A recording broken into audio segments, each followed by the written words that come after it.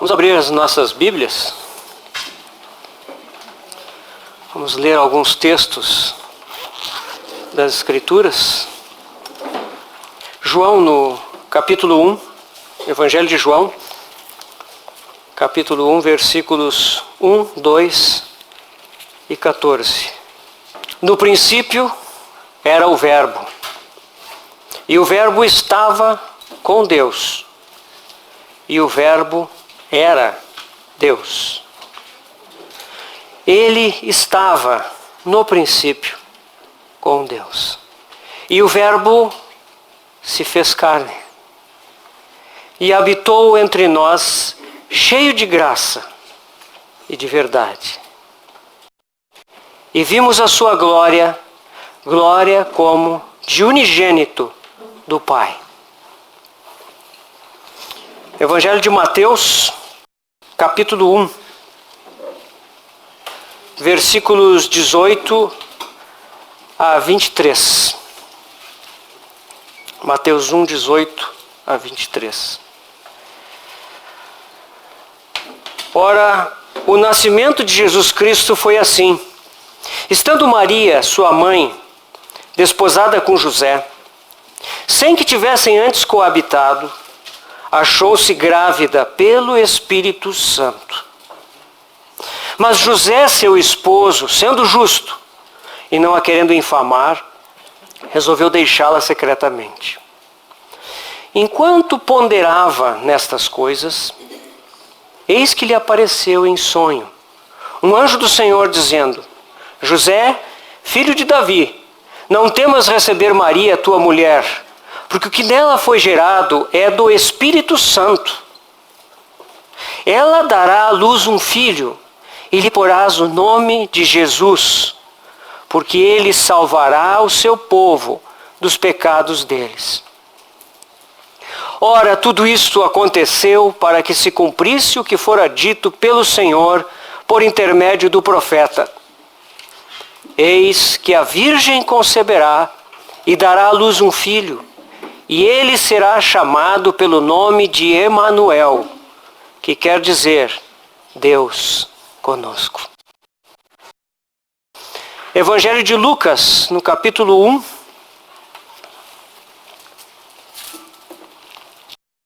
Lucas 1, versículos 26 a 38. No 6º mês, foi o anjo Gabriel enviado da parte de Deus para uma cidade da Galileia, chamada Nazaré,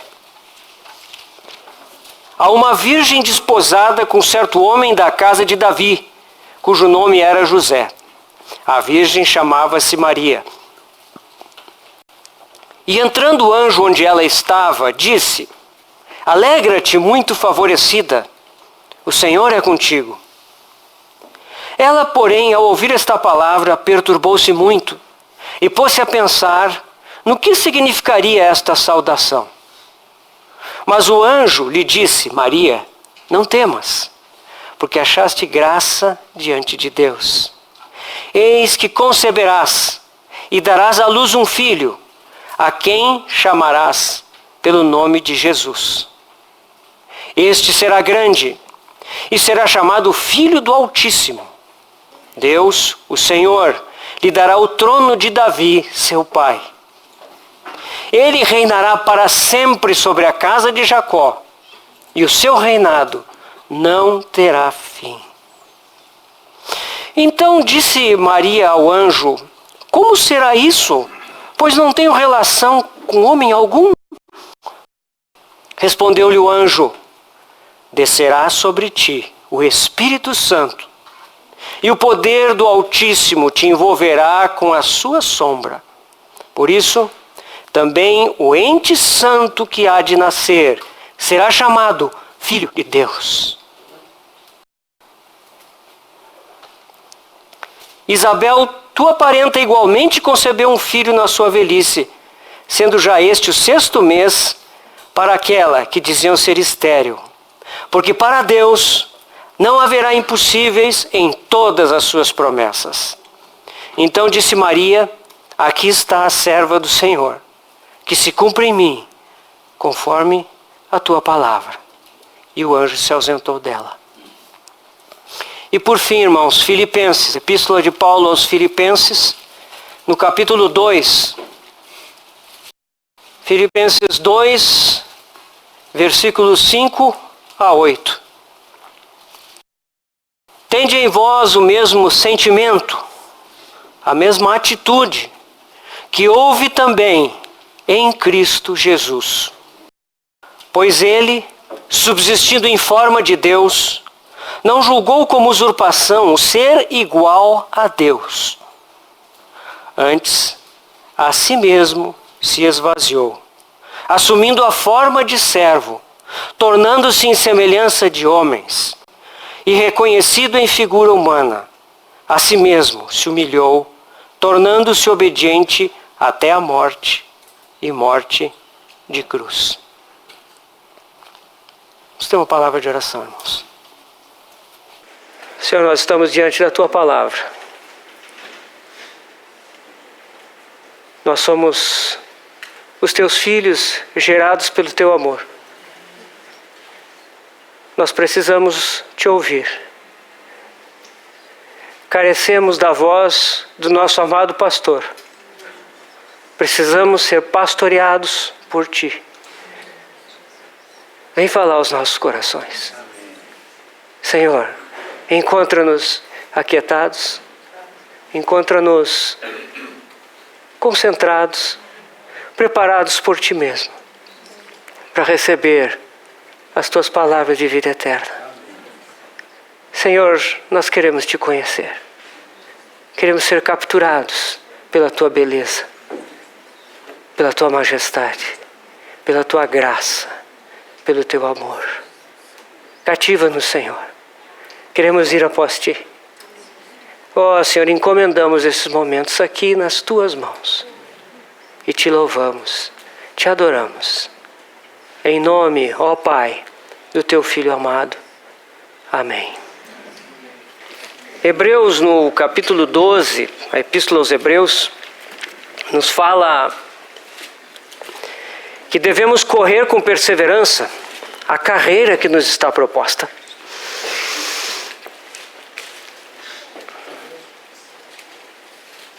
Como nós corremos a carreira? Olhando firmemente, fixamente, para o autor e consumador da fé, Jesus. Corremos a carreira olhando para Ele. Essa palavra aqui, olhando, ela é um olhar que se fixa, que se concentra naquela pessoa. O autor e consumador da fé, aquele que criou a fé, aquele que levou a fé à sua consumação, é Jesus. Interessante que o autor de Hebreus nos diz aqui o seu nome humano, Jesus, apenas. Concentrar os nossos olhos no autor e consumador da fé, Jesus. Contemplá-lo. Hoje, meus irmãos, nós vivemos dias de tanta superficialidade, de tanto imediatismo. As pessoas estão correndo atrás de muitas coisas. As pessoas estão sempre ocupadas, sempre correndo, sempre atarefadas.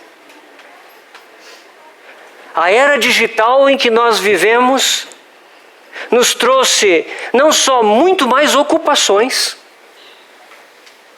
como também nos trouxe muito mais distrações. Aquilo que era para facilitar a nossa vida, acabou tomando conta da nossa vida. Nós vivemos correndo, ocupados. Nós não sabemos mais parar. Nós perdemos a capacidade de contemplar, de meditar. Nós vemos esses personagens do qual nosso irmão Luiz nos falou. José ponderou naquilo que havia acontecido. Ao ponderar, o Senhor lhe falou. Maria guardava no coração as coisas que ouvia.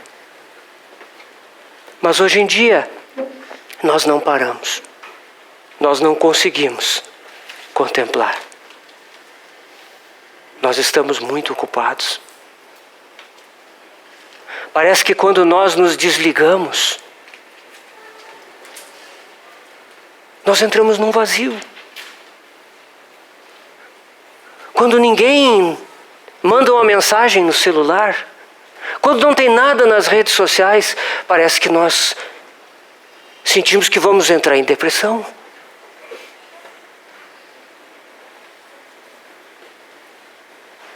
Nós tivemos agora, fim de semana, com os irmãos em São Paulo.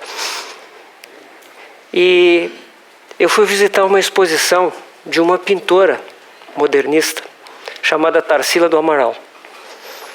Que muitos quadros dela foram reunidos no MASP, em São Paulo. Não sei se os irmãos gostam de arte, eu gosto muito. Vendo essa exposição, nós vimos os quadros da Tarsila e lendo aquela informaçãozinha que é colocada nas legendas, é muito interessante, porque ao ver a arte daquela pintora, nós temos uma janela da sua pessoa. Nós vemos o que ela pensava, como ela via o mundo, nós vemos os eventos da sua vida, as alegrias, as tristezas, as tragédias, o regozijo. Ela transformou a sua vida em arte. Ela contou a sua vida pela sua arte, pelas formas, pelas cores, pelos temas. Então, acompanhando aquela exposição, nós vemos a vida daquela pessoa. Mas para isso, é preciso ir à exposição. É preciso se deter diante dos quadros.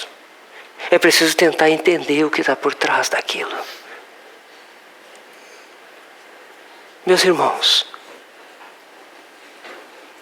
o que está por trás de nós contemplarmos o nosso Senhor? Quanto nós vamos ver ao nos determos diante do nosso Senhor, diante da sua humanidade perfeita?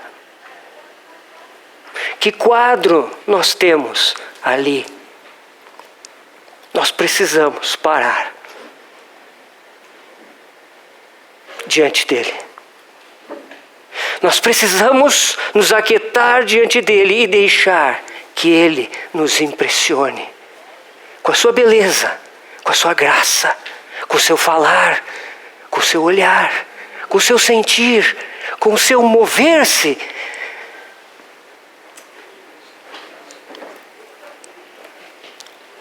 Um dos versículos que nós lemos em João 1,14, João diz: e o Verbo se fez carne e habitou entre nós, cheio de graça e de verdade. E vimos, contemplamos a sua glória, glória como de unigênito do Pai. João escreve aquela introdução ao seu evangelho muitos anos depois que o Senhor havia partido. Mas aquela impressão ficou.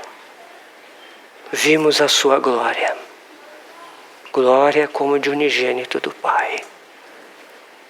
Este Verbo eterno se fez carne. Carne que, como João diz lá no iniciozinho da sua primeira epístola, as nossas mãos apalparam. João lembra que ele recostou a sua cabeça sobre o peito do Senhor. Quão real e concreto era aquele homem, aonde ele viu a glória de Deus. Quando ele termina seu evangelho, no capítulo 21 do Evangelho de João, ele começa falando da glória, do verbo que se fez carne. Mas no final, João 21, versículo 25. Esse é o discípulo, no versículo 24, esse é o discípulo que dá testemunho a respeito destas coisas e que as escreveu. E sabemos que o seu testemunho é verdadeiro. Há, porém, ainda muitas outras coisas que Jesus fez. Se todas elas fossem relatadas uma por uma, creio eu, que nem no mundo inteiro caberiam os livros que seriam escritos. O nosso Senhor é inesgotável. O nosso Senhor é insondável. João o conheceu tão de perto, mas ao escrever o seu evangelho, ao terminar o seu evangelho, ele reconhece que o seu evangelho é apenas um fragmento. Se tudo fosse relatado, não caberia no mundo inteiro os livros que seriam escritos. Esse é o nosso Senhor. Esse é o nosso Senhor que nós precisamos contemplar. A sua vida é de uma riqueza incomparável, imensurável. Em 2 Coríntios 3:18, 3:18, isso mesmo. Paulo nos diz o seguinte: e todos nós com o rosto desvendado, contemplando como por espelho a glória do Senhor, somos transformados de glória em glória na sua própria imagem, como pelo Senhor, o Espírito. Contemplando a glória do Senhor, somos transformados de glória em glória. Meus irmãos, muitas vezes nós oramos e clamamos: ah, Senhor, muda a minha vida, transforma-me. Nós somos transformados ao contemplá-lo. A maneira de nós sermos transformados é contemplá-lo. Quão rico, quão grande é o nosso Senhor.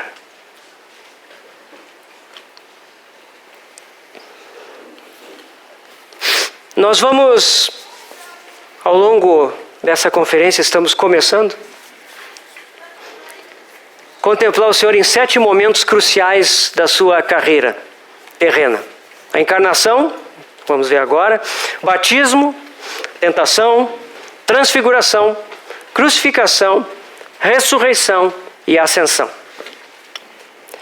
Então, vamos começar então com a encarnação do Senhor. Já lemos os versículos que se referem a esse tema.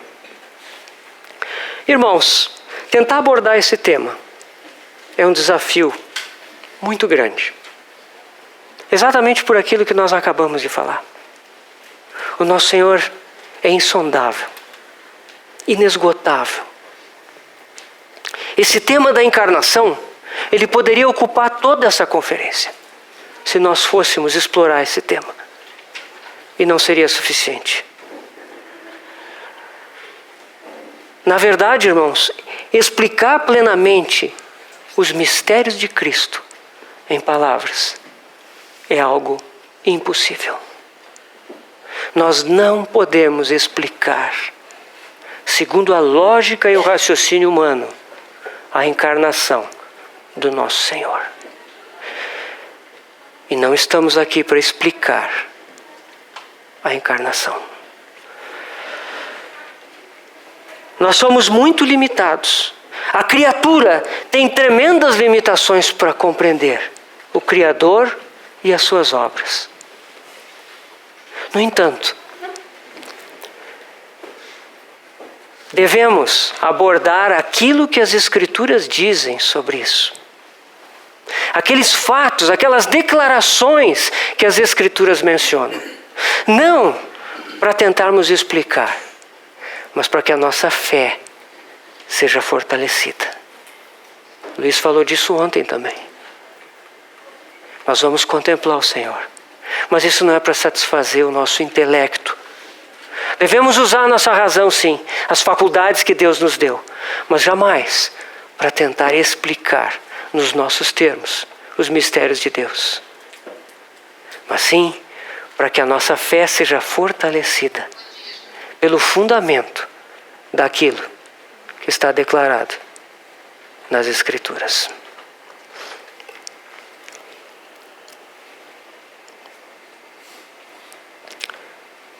Antes da encarnação propriamente dita, nós temos que mencionar um fato muito importante.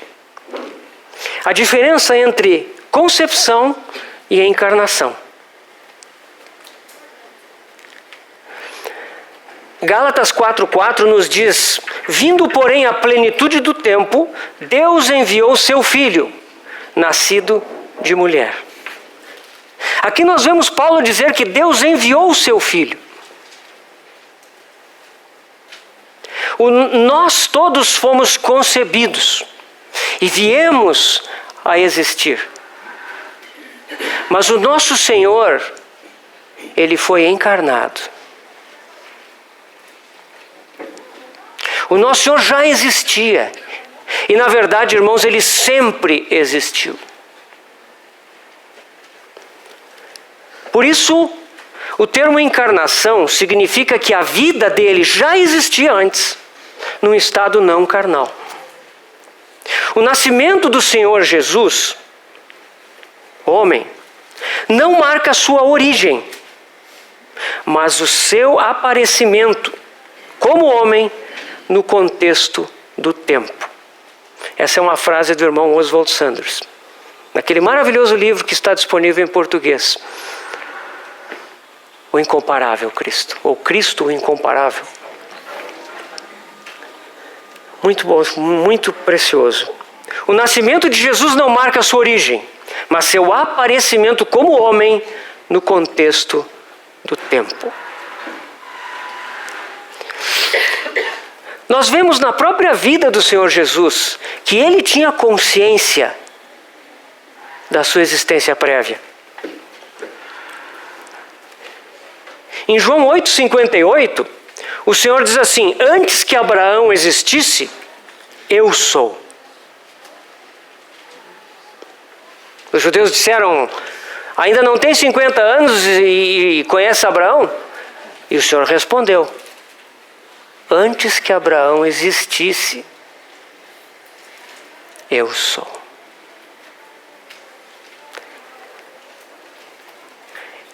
Em João também, 16:28.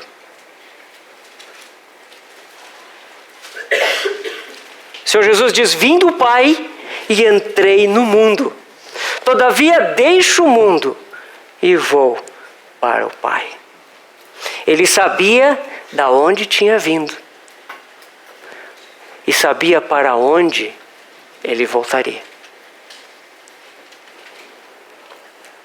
E na oração de João 17, chamada oração sacerdotal,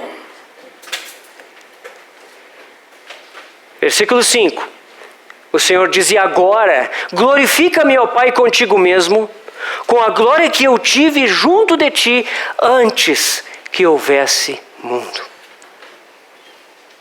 O Evangelho de João é o Evangelho que nos mostra o Filho de Deus, a divindade do Senhor. E aqui na oração, ele pede que o Pai o glorifique com a glória que ele tinha junto do Pai antes que houvesse mundo. O nosso Senhor tinha consciência da sua pré-existência. Por isso, a encarnação.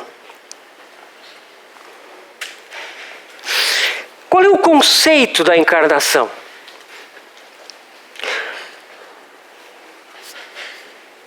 Eu vou usar aqui uma ilustração que o irmão Stephen Kong costuma utilizar sobre esse tema. Lidar com essas coisas eternas é tão profundo. que a gente deve tirar as sandálias dos pés, porque é terra santa. Mas o nosso irmão fala de que a Trindade, Deus Pai, Deus Filho, Deus Espírito, sempre viveram eternamente em amor, um amor responsivo, um para com o outro. Para colocar isso nos nossos termos, houve um dia em que houve uma interação na Trindade. Nós sabemos que o amor, ele sempre busca formas diferentes, novas de expressão. O amor, ele quer se expressar. E o Pai, um dia, manifestou o seu desejo de criar o universo e criar a humanidade para dar ao seu Filho como herança para todo sempre. O seu desejo era criar não só o universo físico, mas também um ser, o homem, a ser criado à sua imagem e semelhança, compatível com o próprio Deus, para que o Filho tivesse uma companheira, uma noiva, uma ajudadora, uma auxiliadora por toda a eternidade, juntamente com Ele. E que o Filho se deleitasse com essa noiva nesse universo. Esse é o desejo do Pai. Mas Deus é onisciente. Ele sabe todas as coisas. E ao fazer esse plano, ficou claro que este homem, criado à imagem e semelhança de Deus, iria se rebelar contra o próprio Deus.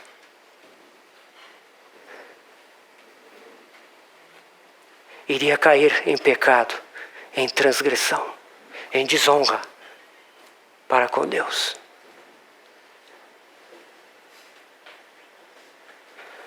E nesse momento, se nós podemos dizer assim, ficou claro que o custo da redenção desse homem seria muito alto.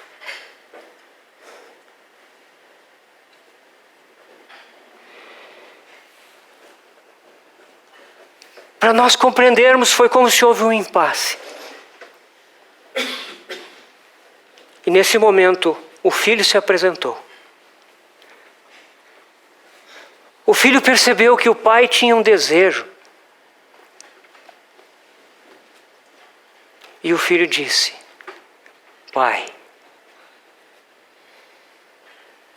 vamos criar o universo. Eu pagarei o preço. Eu vou redimir o homem. Por isso nós lemos lá em Apocalipse que ele é o Cordeiro que foi morto desde a fundação do mundo. Esse é o conceito da encarnação. A encarnação surge antes do tempo, antes do universo, como um conceito no coração da Trindade.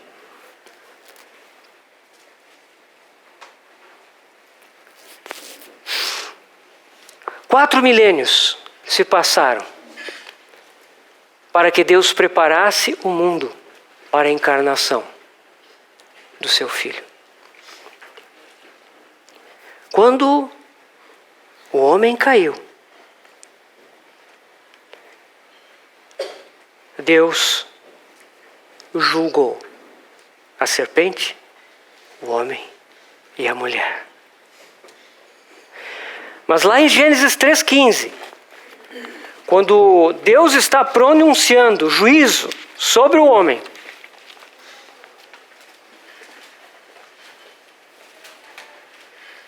quando ele julga a serpente,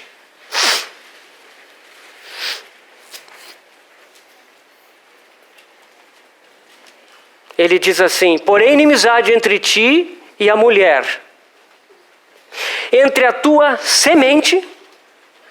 Nossa tradução atualizada diz descendência. Mas o original, irmãos, é semente. Porém, inimizade entre ti e a mulher, entre a tua semente e a semente dela. Esse te ferirá a cabeça, e tu lhe ferirás o calcanhar. Aqui temos uma promessa. A semente da mulher. O descendente, aqui é singular, o descendente da mulher.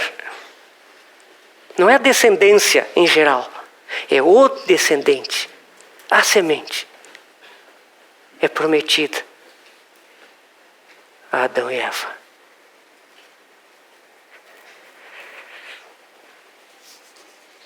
Em Gênesis 22:18, se os irmãos não quiserem abrir, novamente, essa semente é mencionada para Abraão.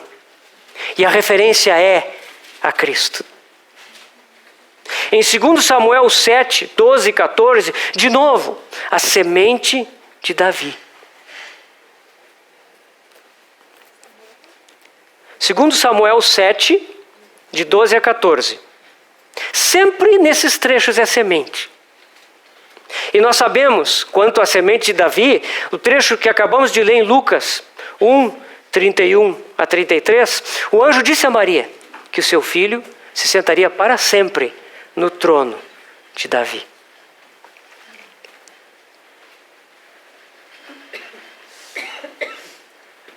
Nós vemos que Deus vai preparando o seu povo terreno ao longo do tempo para essa promessa se cumprir.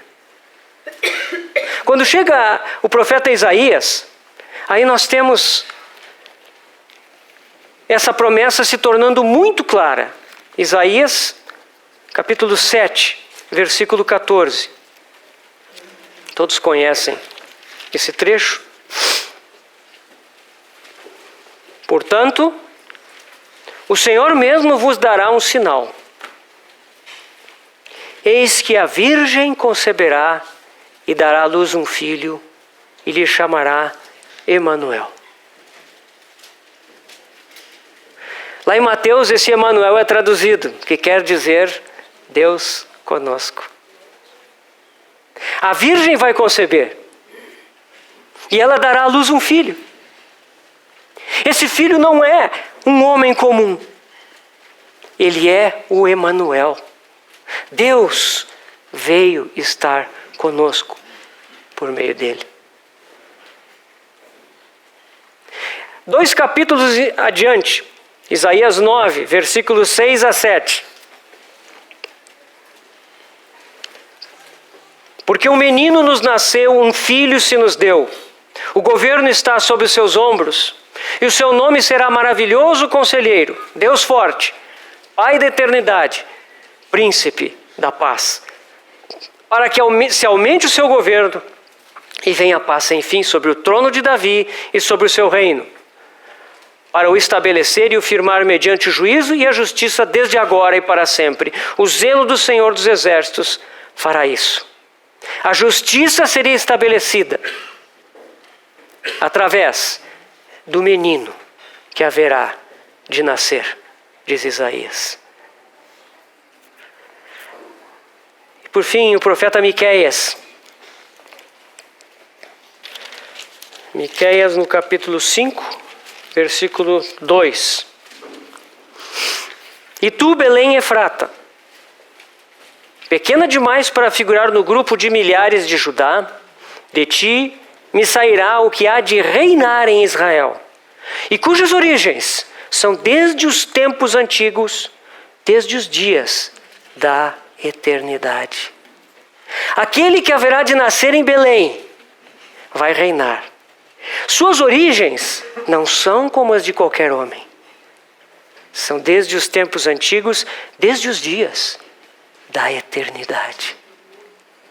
Esse é o Emanuel que haveria de vir. Essas promessas alimentaram a fé de Israel. Essas promessas e muitas outras estavam no coração de José, de Maria, de Zacarias, de Isabel, de Simeão, de Ana, dos pastores. Essas promessas alcançaram os magos do Oriente. essas promessas alimentaram a fé de Israel. E quando a promessa se cumpriu, eles estavam preparados para a vinda do Deus Emanuel. Uma pequena digressão aqui, irmãos. Nós hoje estamos prestes a ver a segunda vinda do Senhor. Que o Senhor prepare os nossos corações. Que o Senhor crie em nós uma santa expectativa da sua vinda. Que as promessas da sua vinda aqueçam o nosso coração. Ele vem.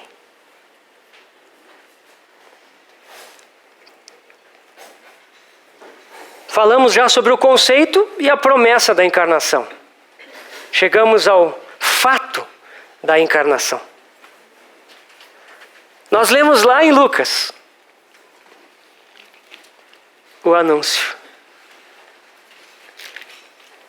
É interessante, né, irmãos, que temos a anunciação, por assim dizer, em 2 evangelhos, né? Em Mateus nós vemos o anjo falar em sonho com José, porque Mateus é o evangelho do rei, da linhagem davídica de José.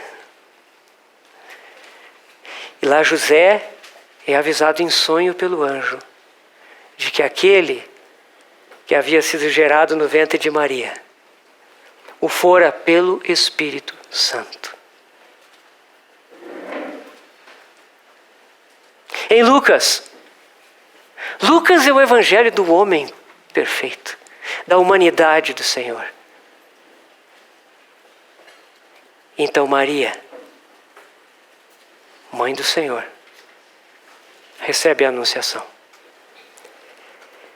E aqui nós vemos, em Lucas 1, 26, a partir do 26, nós vemos a maravilhosa concepção do Senhor, onde houve essa cooperação entre a deidade e a humanidade.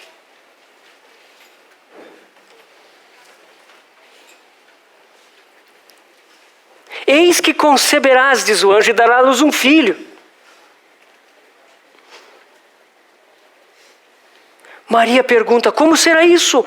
Pois não tenho relação com homem algum. Para Maria, a concepção só poderia ocorrer nos termos normais da humanidade. Então, o anjo diz: descerá sobre ti o Espírito Santo, e o poder do Altíssimo te envolverá com a sua sombra. Por isso, também o ente santo que há de nascer será chamado Filho de Deus. É interessante, irmãos, porque aqui nós temos Jesus chamado de Filho de Deus. No capítulo 2 de Lucas, versículo 7, nós vemos Lucas descrever: e ela deu à luz o seu filho. Ele é filho de Deus e ele é filho do homem. Ele é Deus e ele é homem.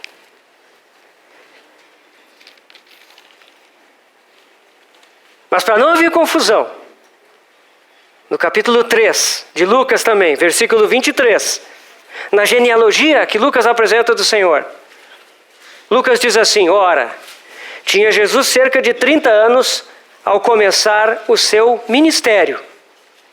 Era como se cuidava, filho de José, filho de Eli.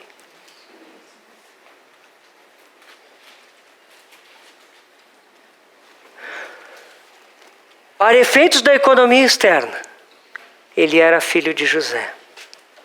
Mas, na verdade, ele era filho de Deus e filho de Maria. Esse é um ser peculiar.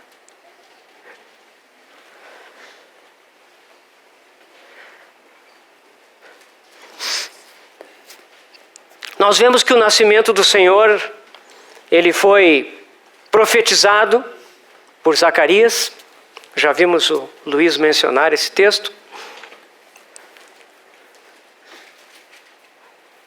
Vemos o seu nascimento em Belém. Lucas 2 nos conta. A milícia celestial veio convocar os pastores para irem adorá-lo. Esses pastores não são quaisquer pastores. Provavelmente, dizem os eruditos que estudam esse texto, esses pastores são pastores do templo, que preparam os animais para o sacrifício, que inspecionam, que cuidam, que criam, que alimentam cuidadosamente os animais que serão oferecidos nos sacrifícios. E provavelmente eram homens piedosos. E o anjo vem. O anjo vem anunciar. E quando o anjo volta para o céu, aqueles pastores viram uma cena inusitada. Lucas certamente conheceu algum daqueles pastores. Aqueles pastores olham o céu e veem a milícia celestial rumando para Belém. Meus irmãos, aqui na terra, pouca coisa, quase nada se moveu. Poucas pessoas. Mas no céu havia intensa atividade. Meus irmãos, pensem bem. Por toda a eternidade, Deus Pai, Deus Filho e Deus Espírito estiveram juntos. Em amor, em comunhão eterna. Quando o mundo angelical foi criado, aqueles anjos contemplavam e participavam daquela comunhão da Trindade. Deus Pai, Deus Filho e Deus Espírito. Mas agora, algo aconteceu no céu. O Filho não está lá.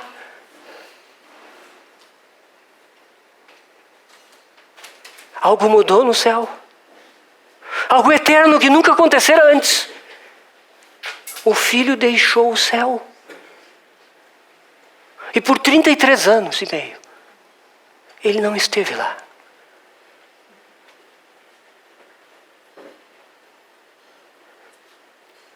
Os anjos se debruçam sobre essa terra para contemplar essa cena maravilhosa. O Filho se fez carne.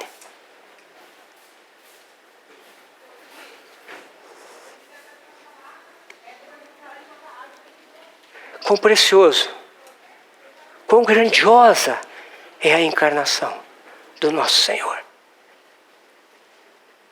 E aqueles pastores vão a Belém para adorá-lo.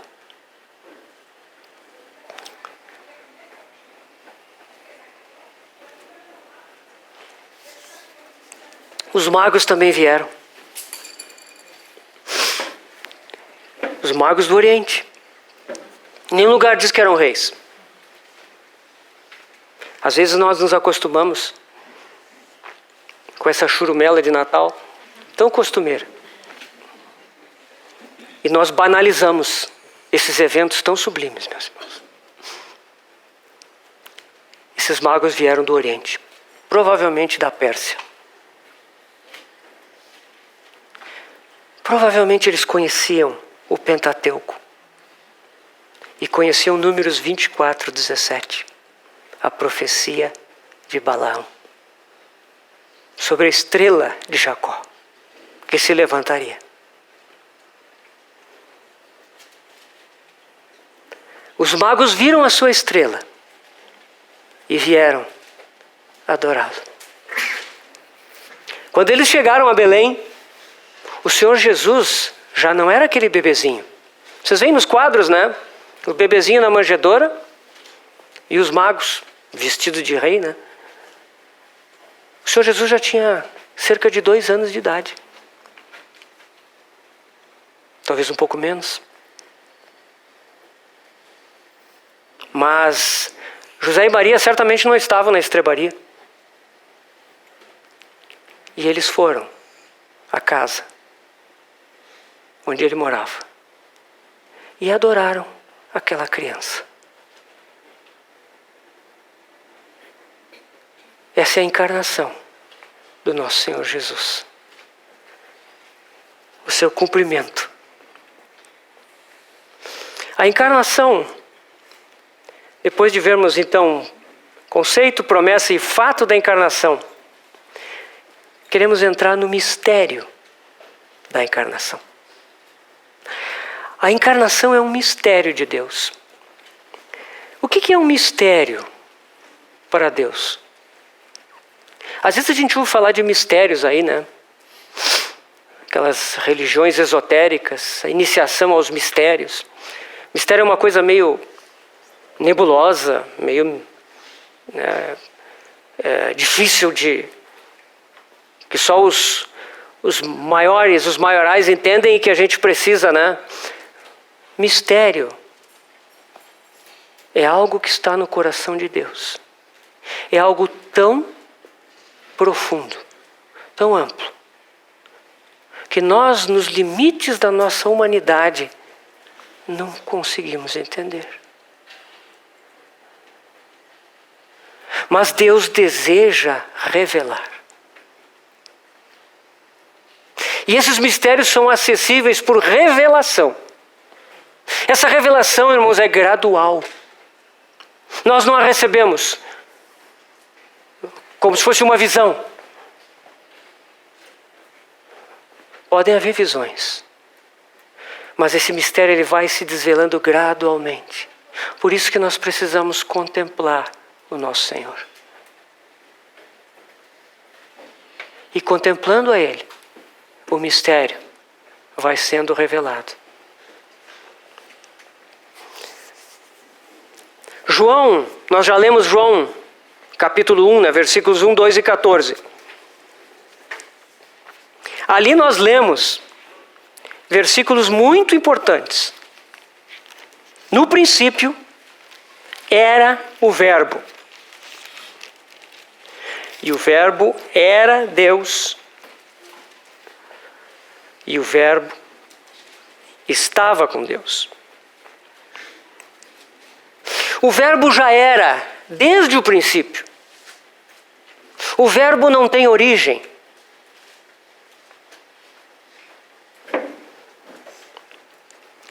Versículo 2, ele estava no princípio com Deus. O Verbo fez todas as coisas foram feitas por intermédio dele, e sem ele nada do que foi feito se fez. Mas esse Verbo eterno, que a tudo fez, que a tudo criou, que a tudo sustenta,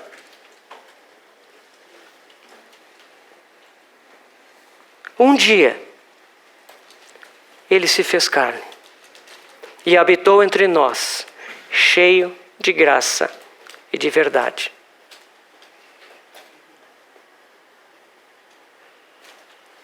Vejam aqui os contrastes desses dois trechos, versículos 1 e 2 e versículo 14, irmãos. No princípio era o Verbo.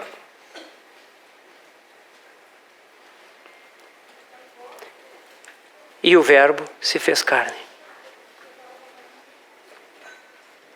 E o Verbo estava com Deus. E no final, e o Verbo habitou entre nós. É assim que João vê. O que é o verbo? A nossa tradução diz verbo. Verbo é palavra. É logos. Verbo quer dizer um meio de expressão. Nós usamos palavras para nos comunicar, para nos expressar. Se nós não tivermos palavras, nós não podemos comunicar as nossas impressões, as nossas opiniões, as nossas necessidades. Por isso, o nosso Senhor é o Verbo de Deus. E por toda a eternidade, Ele sempre foi o meio de expressão de Deus. Dentro da Trindade, dentro daquelas atribuições, Pai, Filho, Espírito Santo, o Filho sempre foi o meio de expressão, o meio de manifestação.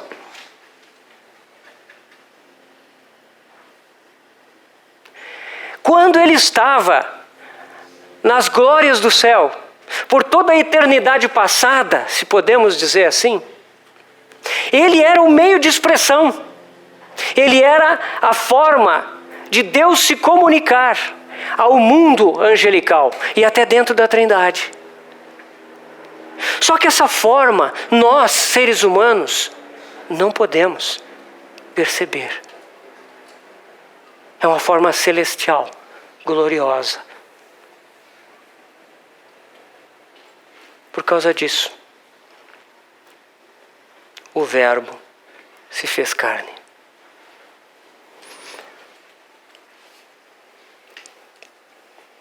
E aqui nós chegamos ao texto de Filipenses 2, onde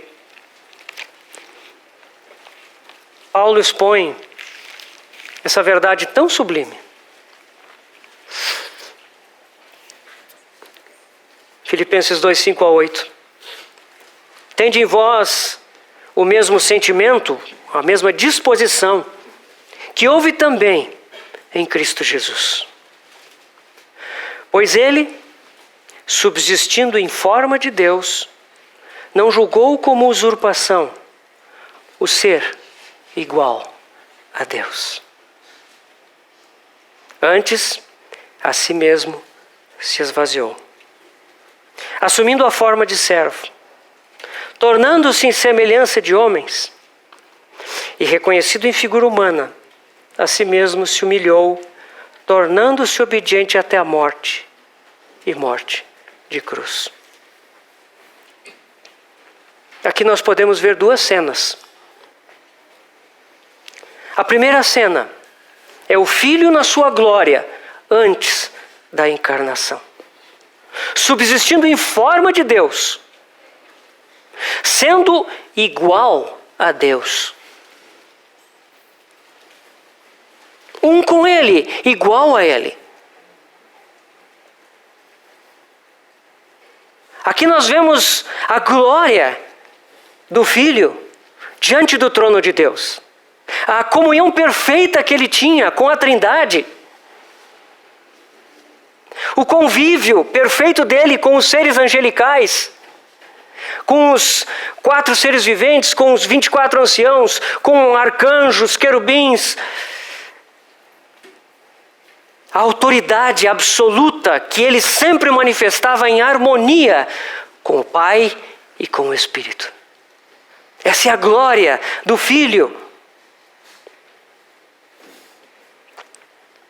Mas em seguida, nós ficamos sabendo que ele não julgou como usurpação tudo isso. Ele não julgou como algo a se apegar. Ele tinha todo o direito pessoal de permanecer lá. Mas ele se esvaziou. Ele deixou a sua glória. Ele deixou a sua autoridade ilimitada. Ele deixou a sua onipresença, a sua onisciência. E veio ser homem. Meus irmãos, essa é a cena número 2. Contemplemos um pouco o esvaziamento do Senhor.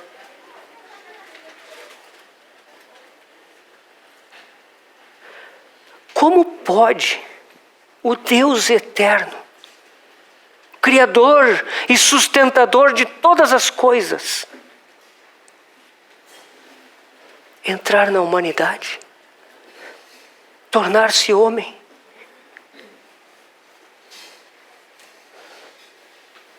Como pode o Deus eterno nascer como uma das suas criaturas?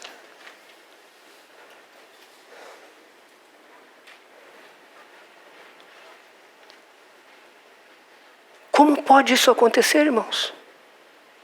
Nós não temos como explicar isso.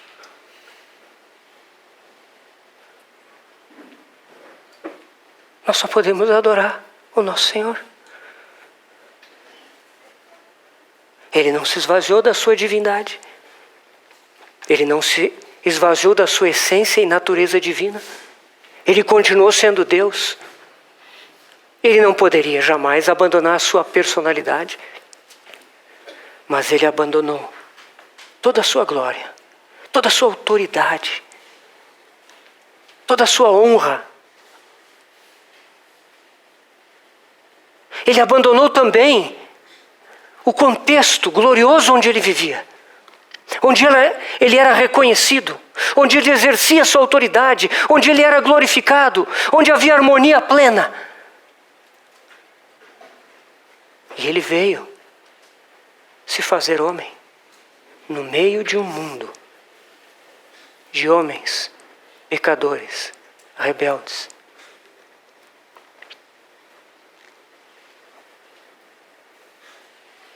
Quão grande o esvaziamento do nosso Senhor, quão incompreensível. Mas Ele fez isso por amor de nós.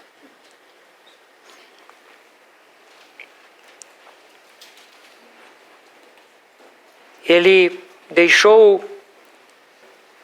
a expressão da sua forma divina de lado e assumiu outra forma, a forma de servo.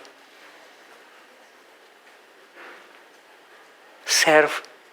Meus irmãos, depois nós vamos ver, talvez os irmãos vão mencionar. Hebreus diz que ele aprendeu a obediência pelas coisas que sofreu. Não existe obediência na Trindade. Existe autoridade em harmonia. A obediência é do mundo criado. E o homem foi criado para obedecer, para andar na vontade de Deus. Nós caímos, nos tornamos desobedientes, rebeldes, incorrigíveis, como nosso irmão falou. Não há esperança para Adão. Por isso, ele teve que vir e aprender a obediência. O Deus eterno, o Deus Filho, teve que se tornar obediente. E assim o Senhor viveu toda a sua vida em sujeição ao Pai. Por amor de nós, para que nós pudéssemos receber uma vida que obedece à sua vida, a vida do novo homem, do segundo homem.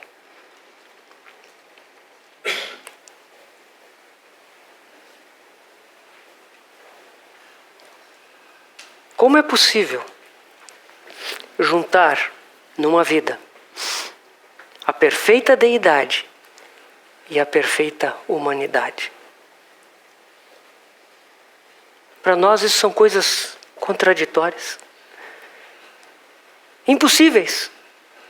Mas nós só podemos dizer que essas duas naturezas foram plenamente manifestadas em toda a vida do nosso Senhor. Ele manifestou a sua natureza divina na sua constante obediência ao Pai. O Senhor Jesus reconhecia ao Pai, reconhecia a Deus em todos os momentos da sua vida. Ele jamais foi pego de surpresa. Ele estava sempre diante de Deus.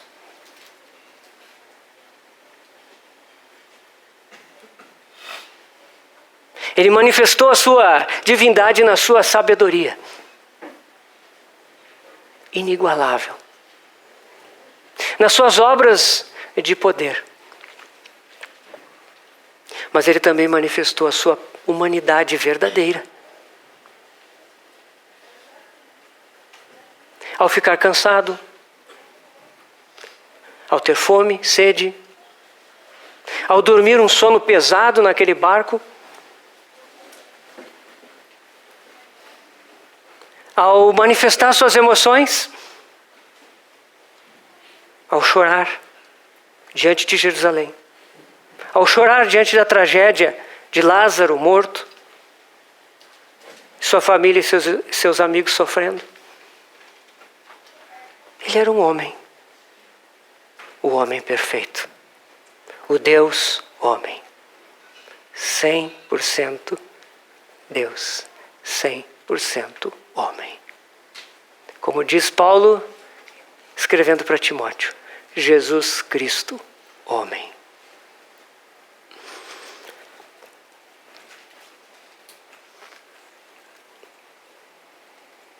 A encarnação é uma verdade central do cristianismo. É algo sem paralelo e sem possibilidade de explicação por analogia. Muitas coisas no universo são explicáveis por analogia. Um fenômeno se explica à luz de outros fenômenos que lançam luz. A encarnação é algo inigualável. Jamais houve qualquer coisa como a encarnação. O Espírito Santo veio sobre Maria e gerou no seu ventre o Deus homem. O Deus Filho se esvaziou e veio habitar entre nós.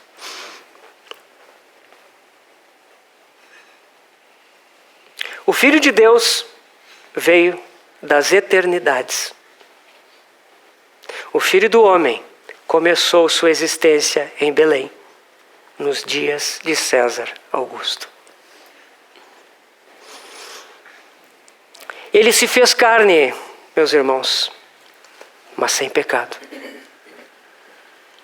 Nele não há pecado. Ele não vem de Adão, mas da mulher.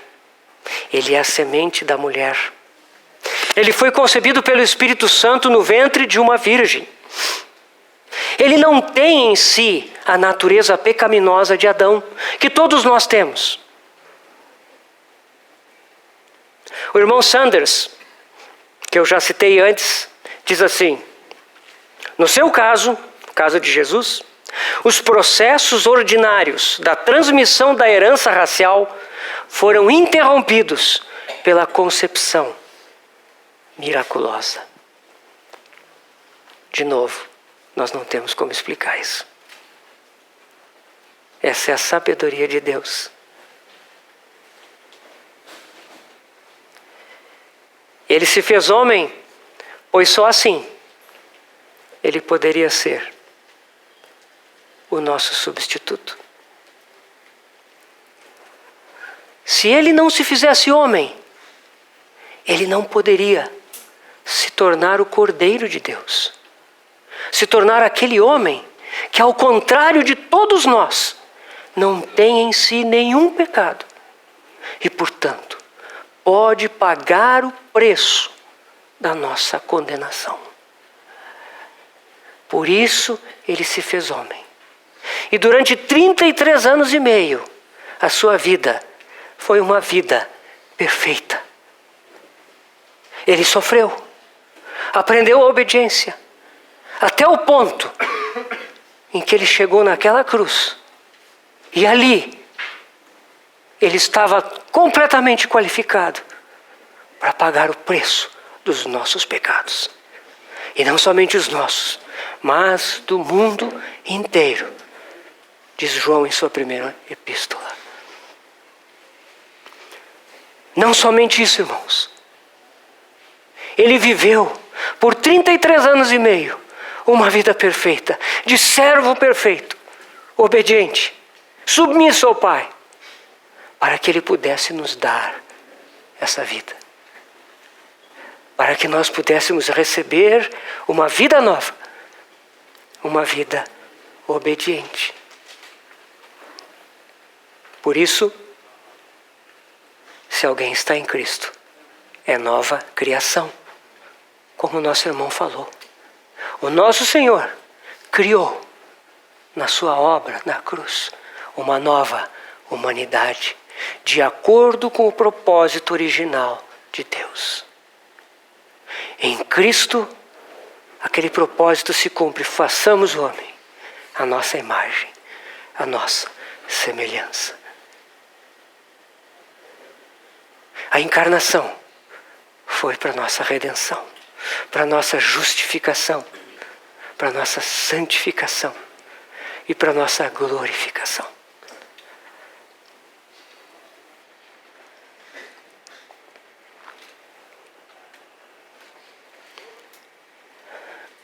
O nosso Senhor se fez homem,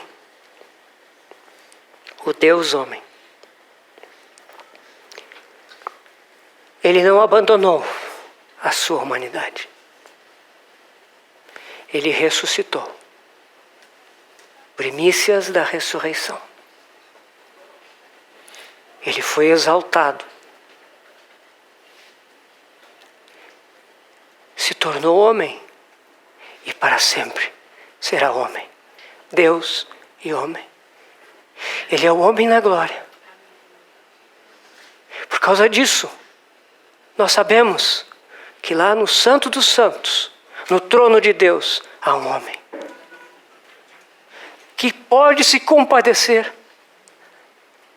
das nossas fraquezas, que nos recebe. Por isso, quando ele disse está consumado, aquele véu se rasgou de cima para baixo. O novo e vivo caminho foi aberto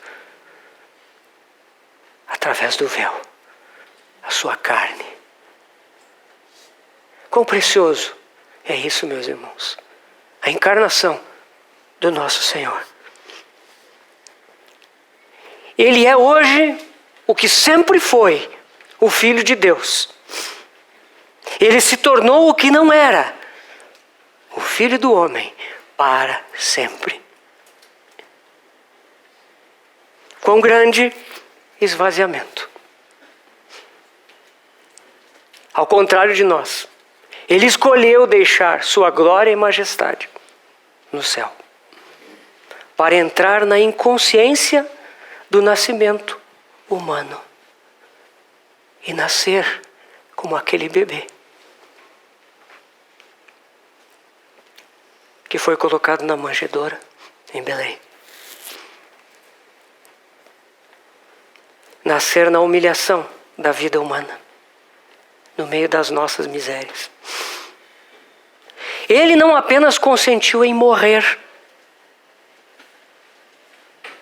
isso ele fez, mas ele consentiu em nascer, como um de nós.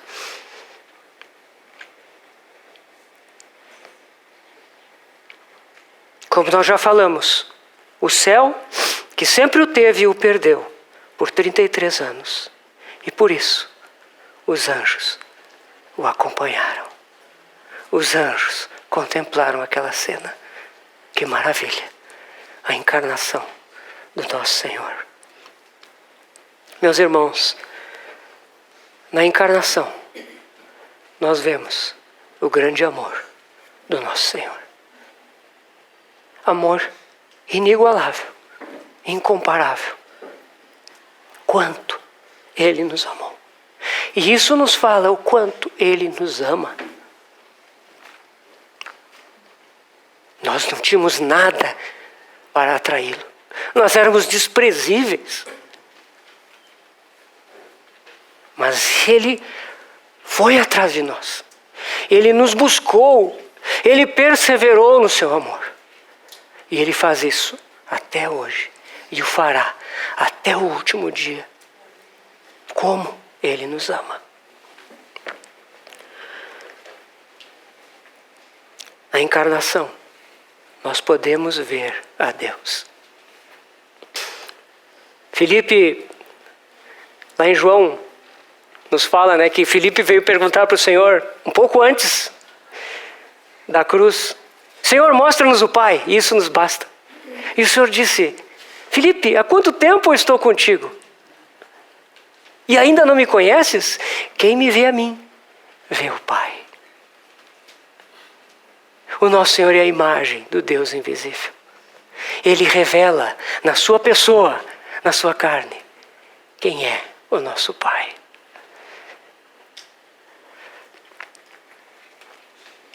A encarnação nos mostra também a atitude de Cristo. Tende em vós o mesmo sentimento, a mesma disposição, a mesma atitude. Ele se humilhou. Meus irmãos, ele se esvaziou tanto por nós. Ele que tinha tudo. Nós, que não temos nada, nos consideramos tanto. Nos temos em tão alta conta. Temos uma autoimagem tão alta de nós. Ele que tudo tinha, entregou tudo por amor de nós. Ele se humilhou.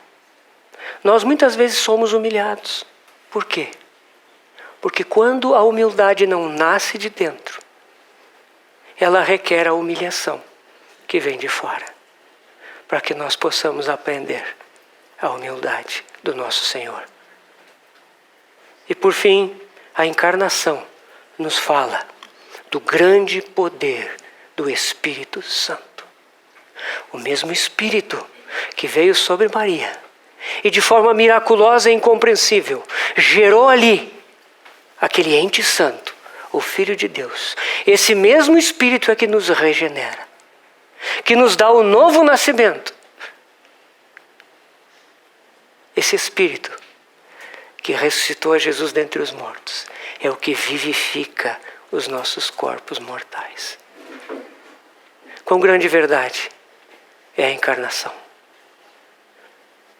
Irmãos, contemplemos o nosso Senhor. Esse é apenas o primeiro passo. E nós tocamos tão pouco, mas que o Senhor possa usar isso para tocar os nossos corações. Contemplar a sua glória.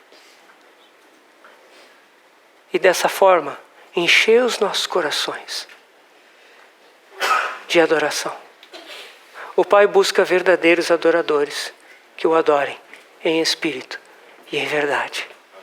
Quando nós vemos o Senhor, nós só podemos fazer uma coisa, que é adorar, que é reconhecer a sua grandeza, a sua majestade. Que Ele possa ganhar os nossos corações. Vamos orar. Senhor,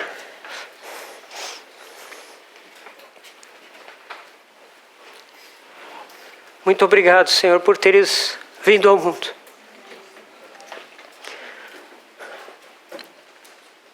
Muito obrigado, Senhor, por um dia teres nascido homem no ventre de Maria. Muito obrigado pelo teu esvaziamento inexplicável. Só podemos te adorar. Obrigado, Senhor, pelo teu grandioso amor em deixar as tuas glórias para vir servir a nós, pecadores desprezíveis, rebeldes. Ó Senhor, como te damos graças. Senhor, abre os olhos do nosso coração para vermos a Ti, para Te contemplarmos. Ó Senhor, assim como Tu foste recebido por aqueles que o Teu Espírito preparou na Tua primeira vinda, prepara os nossos corações. Ó Senhor, enchendo-nos, Pai, dessa visão viva e real do Teu amado Filho, do Seu grandioso amor. Nós te pedimos, em nome de Jesus, Pai. Amém.